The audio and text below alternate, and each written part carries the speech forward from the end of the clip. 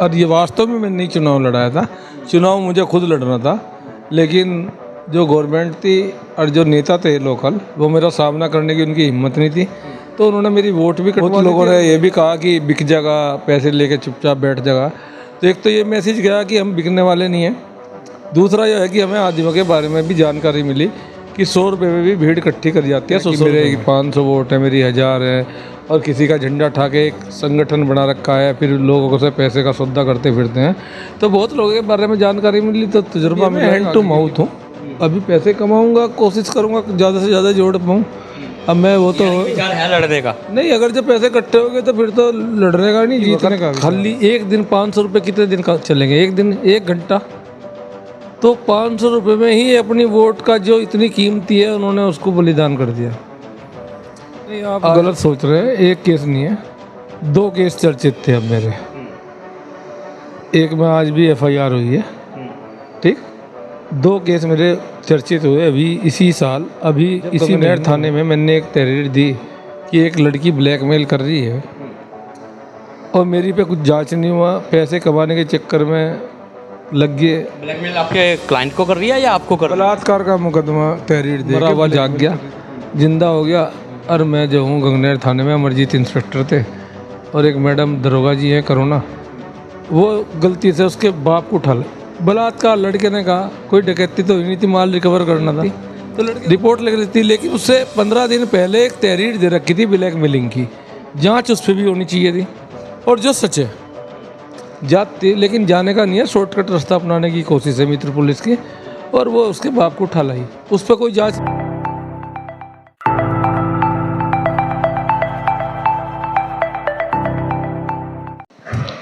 नमस्कार, स्वागत है आपका दृष्टि न्यूज उत्तराखंड में। मैं आपके साथ संदीप पोईवाल। दोस्तों, जैसे कि आप जानते हैं, हम समय समय पे आपकी मुलाकात करवाते रहते हैं। आज फिर से एक बार हम एडवोकेट संजीव वर्मा से आपकी मुलाकात कराने जा रहे हैं। और संजीव वर्मा नेता भी बनने की कोशिश की, चुनाव हारे, और हारने के बाद लुप्त ही हो गए, शहर से गायब ही हो गए। लेकिन अभी फिर दोबारा से ये उजागर होकर आए हैं। क्या कारण है लुप्त होने का संजीव वर्मा जी? कहीं चुनाव का डर था क्या आपको? नहीं, मैं चुनाव नहीं लड़ा। नहीं, चुनाव आपने लड़वाया, क्योंकि सूत्रधार आप ही हैं, सारथी आप ही हैं, और आप ही ने सत्यवती वर्मा को चुनाव लड़ाया था। लेकिन चुनाव के बाद रुड़की की जनता का ये कहना है कि संजीव वर्मा शायद चुनाव की हार से इतना हताश हो गए कि वो रुड़की से ही गायब हो गए। नहीं, मैं हताश भी नहीं हुआ, और ये वास्तव में मैंने नहीं चुनाव लड़ाया था, चुनाव मुझे खुद लड़ना था। लेकिन जो गवर्नमेंट थी और जो नेता थे लोकल, वो मेरा सामना करने की उनकी हिम्मत नहीं थी, तो उन्होंने मेरी वोट भी कटवा दी थी और महिला सीट करवा दी थी। तो मुझे उसका कोई अफसोस नहीं है। जो भी होता है, एक कहावत बुजुर्गों ने कही है कि अच्छे के लिए होता है, तो मैंने अपनी बहन को चुनाव लड़ाया। बहुत लोगों ने ये भी कहा कि बिक जाएगा, पैसे लेके चुपचाप बैठ जाएगा। तो एक तो ये मैसेज गया कि हम बिकने वाले नहीं हैं। दूसरा यह है कि हमें आदिमों के बारे में भी जानकारी मिली कि 100 रुपये में भी भीड़ इकट्ठी कर जाती है। 100 रुपये में बहुत कुछ सीखने को मिला, बहुत लोगों के बारे में, बहुत कुछ समाज के जो नेता बने फिरते हैं, और जो एजेंट हैं कि मेरे 500 वोट है, मेरी 1000 है, और किसी का झंडा उठा के एक संगठन बना रखा है, फिर लोगों से पैसे का सौदा करते फिरते हैं। तो बहुत लोगों के बारे में जानकारी मिली, तो तजुर्बा मिला है आगे के लिए, भविष्य के लिए। ये चुनाव आपके लिए एक ट्यूशन था? मेरा तो LKG का वो था। मैं कभी किसी नेता के पास आपको दिखाई नहीं दिया हूँगा। वो इत्तेफाक है कि कहीं मैं किसी प्रोग्राम में गया और कोई मिल जा, तो मैं मेरी किसी से लड़ाई भी नहीं है। जो सही है मैं उसके सही कार्य में, चाहे वो कोई सी भी पार्टी का है, उसके हित में या उसके साथ खड़ा रहूँगा, और उसके समर्थन में बोलूँगा भी, चाहे वो किसी भी दल का है। मुझे उससे कोई लेना देना नहीं है। लेकिन जो गलत है, तो फिर चाहे वो कोई भी हो, मैं उसे छोड़ने का। अभी 2027 में फिर चुनाव आ रहे हैं, तो क्या पहली क्लास भी पढ़ने की तमन्ना है या LKG तक ही रह गए? अभी तो मुझे पता ही नहीं मैं पास हुआ या फेल। देखते हैं, जो भी होगा अच्छा ही। तो बच गई ना आपकी, इसलिए एक तरह से कहा जाए फर्स्ट टाइम था, पास ही हो गए। नहीं, ऐसा कुछ नहीं है। जमानत जब्त हो जाती फिर भाई, उसका कारण भी है, मैं हैंड टू माउथ हूँ। अभी पैसे कमाऊंगा, कोशिश करूंगा ज़्यादा से ज़्यादा जोड़ पाऊँ। अब मैं वो तो विचार है लड़ने का? नहीं, अगर जब पैसे इकट्ठे हो गए तो फिर तो लड़ने का नहीं, जीतने का विचार है। हारने वाला तो मैं हूँ नहीं। जीतने का विचार होता। अभी मेरे के जो चुनाव लड़ते सा एकदम से आप जो लुप्त हो गए, एकदम से गायब हो गए शहर से, और अभी पिछले महीने से फिर चर्चाओं में आ गए हैं। अगर जो चर्चाओं का विषय कहा जाए तो निधि मदर कांड से और ज़्यादा आप चर्चित हो गए हो। नहीं, ऐसा कुछ नहीं है। वास्तव में मुझे दुख था, जिन लोगों का मैंने गरीब जनता का फ्री में काम करा, वे लोग दारू में 100 500 रुपये में बिक गए। तो मैं आत्ममंथन कर रहा था, मैं विलुप्त नहीं हुआ था कि क्या कारण है, मेरे काम में ऐसा क्या गलती हुई मेरे से जो वे लोग मेरे साथ खड़े नहीं हुए। और आदमी की वक़्त खाली एक दिन 500 रुपये कितने दिन का चलेंगे, एक दिन 1 घंटा, तो 500 रुपये में ही अपनी वोट का जो इतनी कीमती है उन्होंने उसको बलिदान कर दिया। आज नहीं तो कल अगर जब कोई भी आवाज़ उठा रहा है कि ये काम नहीं हो रहा, वो काम नहीं हो रहा, तो वो उनकी वोट की गलती है कि किसे दी। मैं अपने लिए नहीं लड़ा था। ऐसा तो नहीं है कि आप जनता के ऊपर ठीकरा फोड़ रहे हैं, लेकिन हरवाने वाले कोई और हो, क्योंकि संजीव वर्मा का एक कहना है, ना तो खाऊंगा ना खाने दूंगा। नगर निगम में अगर तो ऐसे ही बैठ जाते तो फिर झोलमोल जो हो रहे हैं ख़त्म ना हो जाते। ये भी आप सही कह रहे हैं, जितने ठेकेदार हैं आपको पता होगा किसका फाइनेंसर थे और किसके लिए वोट मांग रहे थे। हर गलत आदमी ये डरा हुआ था कि संजीव वर्मा यदि आ गया तो तुम्हारा अस्तित्व जीरो हो जाएगा और ना जाने कौन कौन जेल भी चला जाएगा, कौन सी फाइल खुल जाएगी, कोई गारंटी नहीं है। तो सारे वही वाली बात है, सब एक जगह चोर इकट्ठे हो गए। तो मेरे पे कोई फ़र्क नहीं पड़ा, मुझे तो एक तजुर्बा मिला, आगे का एहसास मिला।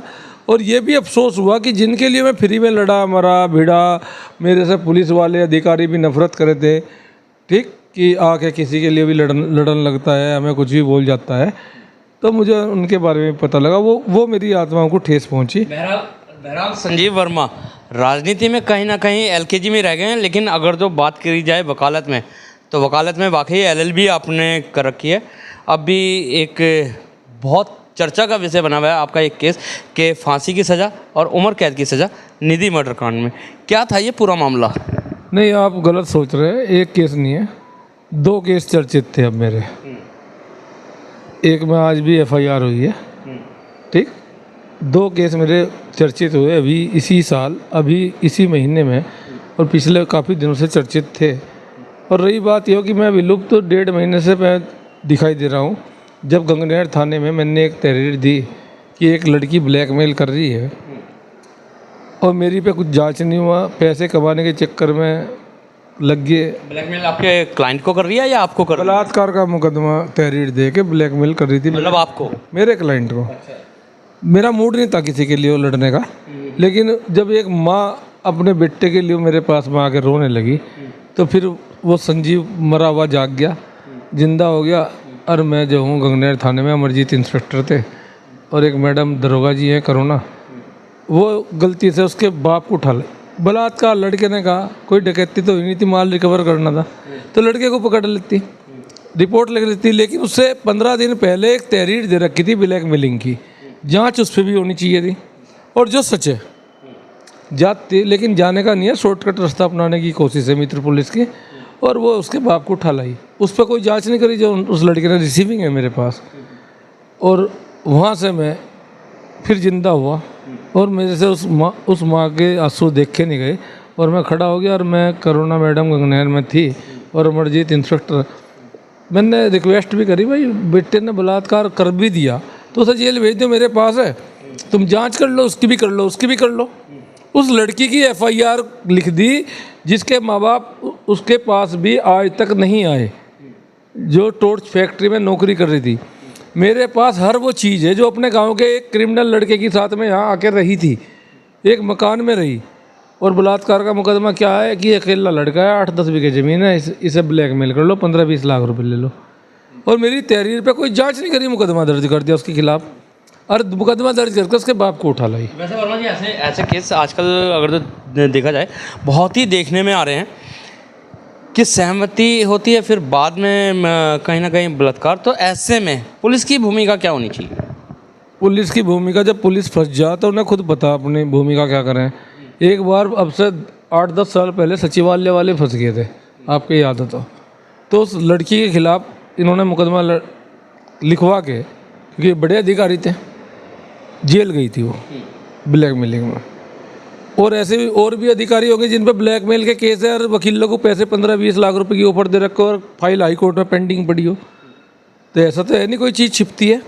अब तुमने कराया नहीं कराया ऐसा कोई नहीं है, कोई मैं गलत करूँगा तो पता रहेगा, ये बात अलग है कि कोई मेरी शर्म की वजह से या डर के वजह से कि नहीं कह रहा, लेकिन संजीव वर्मा उस बाप की औलाद है जिसके ना दिमाग में डर भय कोई नहीं है।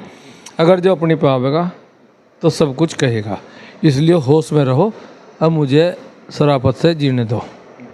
तो यहाँ पे भी ये शराफती काम आई क्या? जो निधि मर्डर केस हुआ था, 4 साल केस चला है लगभग, क्योंकि अप्रैल माह 2021 में ये मर्डर हुआ था निधि का कृष्णानगर में।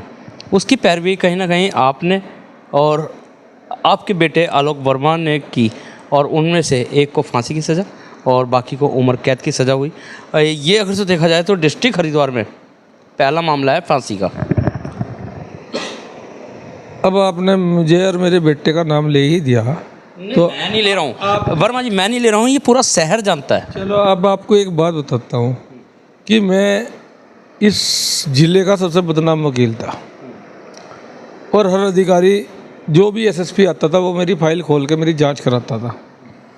इत्तेफाक से डोभाल साहब का तीसरा कार्यकाल था जब रुड़की वे एसपी देहात के रूप में आए, और एक बाइक चोरों की शायद उस दिन प्रेस वार्ता इन्होंने सिविल लाइन थाने में की। अब की इससे पहले जो अभी एसएसपी बनने से पहले जो एसपी देहात बन के आए, और मैं हरिद्वार कोर्ट से आया, मुझे भी थाने में कोई काम था तो देखा गया, और उस टाइम पे इंस्पेक्टर थे शर्मा जी, अमरचंद शर्मा। जिस टाइम में आया तो डोभाल साहब आज की डेट में एसएसपी हैं, वे अंदर इंस्पेक्टर के उसमें चले गए और मेरे से बाहर तो बात करें नहीं, अंदर बुला लिया मुझे। वहाँ एक दो पत्रकार भी बैठे थे। यदि अब मैं नाम तो नहीं लेता, लेकिन आप पता करोगे तो जो मैं कह रहा वो सच कह रहा। और मैंने उस दिन वो नारियल का पानी भी पिया वहाँ पे, मुझे पिलवाया। खैर साहब थे भाई, पुराने मित्र थे। वो तो कहा जाता है कि पुलिस और वकील जो है चोली दामन का साथ। लेकिन लड़ाई झगड़ा भी होता रहे। मैं थोड़ा सा कड़वा हूँ या बदतमीज हूँ, या हो सकता है उन लोगों को हजम नहीं होता तो मेरे से कुछ नफरत करते हो, लेकिन मुझे नारियल पानी भी पिलवाया गया। फिर बात ऐसी ही होने लगी, यार संजीव, मैं कहा मैं तो पहले भी ठीक था, आज भी ठीक हूँ। पर मैं कहा संजीव वो है जिसने अपने सारे गड्ढे भर दिए। पहले मैं चुप इसलिए था कि मेरी कुछ कमजोरियां थी, अब वो मैंने कमजोरी ख़त्म कर ली। एक लड़का हाई कोर्ट नैनीताल और एक लड़का इलाहाबाद और लड़की मेरी जज बनने वाली, तो मुझे कोई टेंशन है नहीं। अब जिनने मेरे पे उंगली उठाई मैं उसको उसकी औकात दिखाऊंगा, ये मैंने वर्ड बोले थे। और उस टाइम पे 2-3 पत्रकार भी बैठे थे और भी लोग बैठे थे। और फिलहाल जिन्हें बोले थे वो प्रेजेंट में फिलहाल एसएसपी महोदय हैं। संजीव वर्मा की अगर जो बात कही जाए, एकदम से इतना कड़वा क्यों बोलते हैं? जख्म है दिल में, अभी उन पर मल्लम नहीं लगा। जख्म है जो मल्लम ही नहीं लगा आज तक, कि इतना कड़वा बोल देते हो कि किसी को बुरी लगे या भली लगे। क्योंकि आपकी अगर तो बात करी जाए रुड़की शहर की लोगों की, तो आपकी सोशल मीडिया में भी करीब करीब बने रहते हैं, ऐसे ही खुली लगते हैं कि आपको डर नहीं लगता किसी से? नहीं, डरना क्या, मरना तो है ही एक दिन। और जिस आदमी की इच्छा ही पूरी हो जाए तो उसे कोई मारेगा। और डरेगा चोर, जो चोर होगा। मैं किस वजह से डरूं? मैं तो कहता हूं खुलेआम कि जिस दिन भी कोई दरबार डीएम या एसएसपी का हो, एक बार संजीव वर्मा को बुला लो, लेकिन चमचे को बुलाया जाएगा, संजीव वर्मा को नहीं बुलाया जाएगा। वहाँ चमचे को बुलाया जाएगा। हमारे दरबार में तो कोई भी जा सकता है। अरे भाई जाना क्या, बुलाते हैं इन्विटेशन करके। यार बहन से पहले ही कह देते हैं उनके टेंट वाले से, उनके उसे पैसे भी नहीं देते हैं। उनके तू इतने लगा, तू यूँ लगा। और जितने चमचे हैं जो उन्हें बेचते हैं और जो उन्हें पैसे की डीलिंग कराते हैं वे वहाँ बैठे मिलेंगे। चेक कर लेना, अगर जब फ़ोटो खींच लेना, देख लेना पिछले 10 साल के, वही आदमी मिलेंगे बैठे हुए। अरे भाई पब्लिक की परेशानी है, पब्लिक आनी चाहिए, उन्हें निमंत्रण देना चाहिए अखबार में या अनाउंस के द्वारा। जो असली परेशान आदमी है वो वहाँ तक पहुँच नहीं पाता। ये मैं आपको लिखित में कह रहा हूँ। एक बार गलती से मैं पहुँच गया था, लेकिन मुझे पता लगा ये तो अलग मीटिंग है, लेकिन कई की हवा उड़ गई थी मेरी शक्ल देख के। और मेरे पे कान में आके कई लोग कहने लगे थे यार कुछ कहिए ना। लेकिन वो मीटिंग तहसील दिवस के रूप में बनाई जाती थी, और तहसील दिवस में क्योंकि हम लोगों ने भी देखा है आम पब्लिक बहुत ज़्यादा आती है जो परेशान है, और बहुत सारे ऐसे आते हैं फरियादी जिनकी वाकई समस्या सुनते हैं अधिकारी लोग। मैं कह रहा मेरी सुन लेना, जिन से अधिकारी आवे तो एक दिन सारे अधिकारी इकट्ठे हो जाए। अब मेरी व्यक्तिगत कोई समस्या नहीं, पब्लिक की समस्या है। अब मेरी सुन ले और उसकी ईमानदारी से जांच कर लें। या तो मैं हरिद्वार ज़िला छोड़ जाऊंगा, संन्यास ले लूँगा, जो सज़ा मुझे देना चाहो दो, और ईमानदारी से ये जांच कर लें। और जिसके भी जांच में गलत पावे उसको वो सज़ा मिलनी चाहिए। संजीव वर्मा जी, कहीं ना कहीं जब भी बात आ रही है निधि मर्डर केस की, आप बात को घुमा रहे हैं। निधि मर्डर केस में किस तरीके से आपने पैरवी करी जो इतिहास रच गया ये? नहीं, निधि मर्डर केस जो हुआ, मैं उस टाइम पे अपनी ज़िंदगी के सबसे बुरे दिन गुजार रहा था। यानी कि 2019 में क्रिकेट टूर्नामेंट रुड़की में मैंने अपने स्वर्गीय भाई नरेश वर्मा के नाम से कराया था नेहरू स्टेडियम में, और मैंने अपनी एफडी सब तोड़ दी थी। कोई मैंने नंबर 2 से तो कोई पैसा कमा नहीं रखा था। वो सबूत है, ऑन रिकॉर्ड है। रानीपुर मोड़ पे जाके मैं 3 एफडी तीनों बच्चों की बनवा रखी थी, तीनों तोड़ के मैंने वो टूर्नामेंट में खर्च कर दी थी। और ठीक ठाक टूर्नामेंट कर रहा था, क्योंकि मैं आज हूँ तो अपने भाई की वजह से हूँ इस शहर में। मेरा कोई लेना देना नहीं था। मेरे भाई का यहाँ मर्डर हुआ था और मुझे यहाँ रहना था और उसका नाम जिंदा रखना था। ये तो बात हो गई वो। और मैं उस स्थिति में आ गया कि अपने भाई का नाम जिंदा रख सकूं, और मैं बीमार हो गया था, तो मैंने वो काम इसलिए कहा कि अपने आंखों के सामने ही कर ले जो करना। मेरे बच्चे करें या ना करें, अपने ताऊ के लिए मुझे कुछ नहीं पता। मैं विश्वास भी नहीं करता किसी पे, अपने आप पे विश्वास करता हूँ। तो मैं तीनों एफडी, मेरा छोटा वाला लड़का जो इलाहाबाद हाई कोर्ट में आदित्य वर्मा है, वो मुझे गाड़ी में बैठा के ले गया और मैंने तीनों एफडी तोड़ दी रानीपुर मोड़ पे। जो एक्सिस बैंक की एक वो थी महिला, उसने मेरी 3 एफडी करी थी, तोड़ दी थी मैंने उस दिन। वो मेरे से किसी चंदा नहीं मांगा। चंदा मांगा यूँ नहीं गया कि हमारे अधिवक्ताओं ने कहा कि बत्रा जी जो है ना टूर्नामेंट में 1 लाख रुपए देते हैं। उससे पहले उन्होंने दिया भी था, लेकिन जिस टाइम में गया तो 2000 रुपये दिखा दिया और मैं छोड़ के चला आया। मैंने फिर किसी से पैसे नहीं लिए, ना कोई रसीद काटी, क्योंकि मेरे भाई के नाम का था। मैंने अपने लड़के को कहा फ़ोन करके, आ जा गाड़ी लेके, और मैं रानीपुर मोड़ पे गया, अपनी 3 एफडी तोड़ दी। और वो टूर्नामेंट मैंने एक सफल आयोजन उत्तराखंड अधिवक्ताओं का किया था। शायद यादगार है, पूछ के देख लेना। जो उस आयोजन में मैंने, क्योंकि मेरे भाई के नाम से था, स्वर्गीय नरेश वर्मा एडवोकेट के, और मेरे अरमान थे। मैं पब्लिक के लिए जीतता हूँ तो परिवार के लिए भी जीतता हूँ और अपने बच्चों के लिए भी जीतता हूँ। लेकिन जो गलत होगा मैं उससे लड़ना भी जानता हूँ। चाहे मेरा लड़का गलती करेगा तो मैं उसे 1 मिनट में सबके सामने बेइज्जती करने में कोई देरी नहीं करने का। तो वो था निधि मर्डर कांड की। हमारा सवाल वहीं का वहीं है। निधि मर्डर कांड का, निधि मर्डर कांड में ये हुआ कि मैं बीमार था और मैं घर पे पड़ा था। 2 दिन से मैं वो सुन रहा था कि एक लड़की का मर्डर हो गया, गर्दन पे ब्लेड से काट दिया और पकड़े गए। उस बीच में अब सब लोगों को पता है कि मुलजिम 3 है, लेकिन मुलजिम 4 थे, ठीक। और चौथा जो मुलजिम था वो उस लड़की को बचा सकता था। वो ही प्रत्यक्ष गवाह था जिसने पूरी स्टोरी कमरे के अंदर क्या हुआ उसके अलावा कोई नहीं जानता। वो उस घर के सामने एक पटवारी का लड़का था, मुझे नहीं पता पटवारी उसका बाप नौकरी से पटवारी बोलते हैं या उसका नाम ही पटवारी है। उस गली में राइट हैंड पे दूसरा या तीसरा उसका मकान था, और वो इन लड़कों का दोस्त था जो अभियुक्त थे। उसने पूरा की पूरी घटना को अपनी आंखों से देखा, और वो पूरी पिक्चर में ना गवाह ना अभियुक्त, वो कहीं नहीं, उसे खपा लिया गया। अब किसने पैसे कमाए, किसके, उसके बाप ने किसे दिए मुझे नहीं पता, लेकिन हुआ तो है कुछ। और वहीं से मेरा गुस्सा स्टार्ट हुआ। मैं इनके घर गया बीमार हालत में, और मैंने इनसे कहा कि तुम्हें किसी की ज़रूरत नहीं है, कोई भी आए बकाने मेरे पे छोड़ देना। और ये लोग मुझे जानते भी नहीं थे, उस मोहल्ले में मुझे कोई नहीं जानता, कुछ लोग मुझे नाम से जानते थे। उसके बाद मैं अगले दिन फिर गया और मैंने गुस्से में रात को एक पोस्ट डाली फेसबुक पे, यानी कि ये घटना 24 तारीख की है, तो 26 या 27 तारीख की अगर जो 2021 की फेसबुक खुल जाएगी तो संजीव वर्मा की एक फेसबुक की पोस्ट देखना किसके खिलाफ डाल ली थी। उस पोस्ट का असर ये हुआ कि सुबह 11 बजे मेरे से माफ़ी मांगी गई, वो पोस्ट डिलीट करी गई और कहा गया कि कोई गलत काम नहीं होने का, जो सच है आप बताओ और ऐसे ही होगा। और उसका फ़ायदा ये हुआ कि आज रिजल्ट ये मिला कि फांसी की सज़ा मिल गई, ठीक। मैंने कड़ी से कड़ी जोड़ी। वो जो पुलिस कहती है ना कि कोई गवाह नहीं मिला, अरे गवाह तो मिल जाएंगे, तुम उन्हें संभालना तो सीखो। तुम पैसे में खो गए, गवाह को चाहे कोई मार जा बहन चो, ये कोई तरीका है?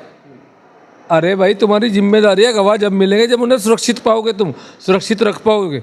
मैं अगर जो कभी किसी से कह दूंगा और पुलिस को किसी गवाह की ज़रूरत है और मेरा कोई आदमी हुआ है तो 100% पुलिस के कहने से वो गवाह नहीं बनने का, पर संजीव वर्मा के कहने से गवाह बनेगा। या तो पैसे कमा लो या इज्जत कमा लो, दो में से एक काम होंगे। मैंने भूखे पेट इस शहर में ज़िंदगी काट रखी है, तो बहुत लोगों ने मुझे चाहा कि इस आदमी को हरा दूं, लेकिन यो आदमी ने हर स्थिति से गुजर रखा है, तो हराने वाले के लिए कलेजा चाहिए, और वो ही मर्द मुझे हरा सकता है जो ईमानदार होगा। और उसे हराने की ज़रूरत नहीं है, मैं उससे खुद जाके अपनी गलती भी बता दूंगा जहाँ मैं गलत हूँगा। ऐसी भी चर्चा हुई, मैंने 1 लाख रुपए ले लिया, किसी को छुड़वा दिया। वो कांड हुआ था एक चीनू वाला, जेल के बाहर जयदेव आर्य इंस्पेक्टर था, सदानंद दाते जी एसएसपी थे। मेरी अच्छी बात थी, ट्यूनिंग बहुत अच्छी थी, और मेरी जांच करा दी उन्होंने, जबकि जयदेव आर्य ने 1 लाख रुपए लिए थे एक राजकुमार को छोड़ने के लिए। राजकुमार का आज होटल है इस शहर में, रेलवे का मार आता था। बाद में राजकुमार ने एक का कत्ल करवा दिया अपने कंप्यूटर का। तो राणा का जो कराया था, क्या करा पुलिस ने? सिर्फ उन्हें पैसे चाहिए। लेकिन वर्मा जी कहते हैं कि मैं पैसे नहीं लेता, और वर्मा जी कहते हैं, संजीव वर्मा जी, कि मैं पैसे नहीं लेता, और शहर वाले बोलते हैं कि गुजारा कैसे चलता है।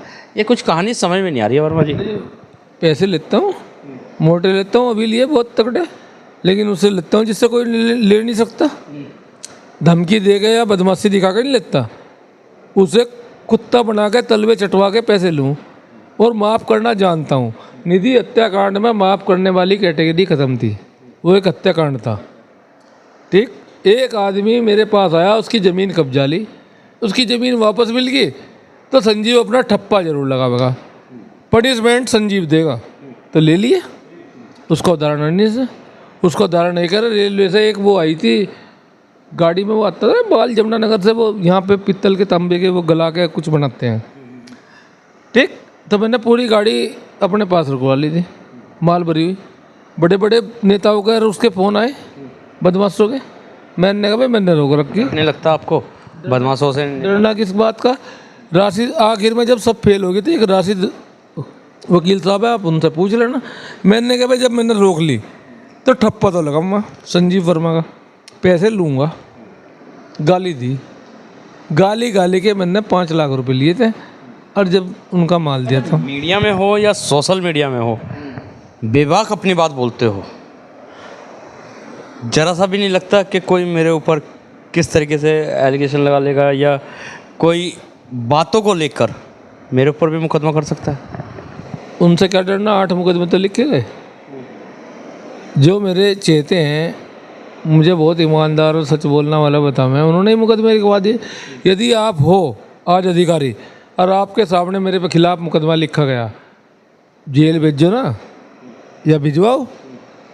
मैंने किसी गवाह को नहीं तोड़ा, ना किसी को धमकाया, और सच्चाई से लिखो।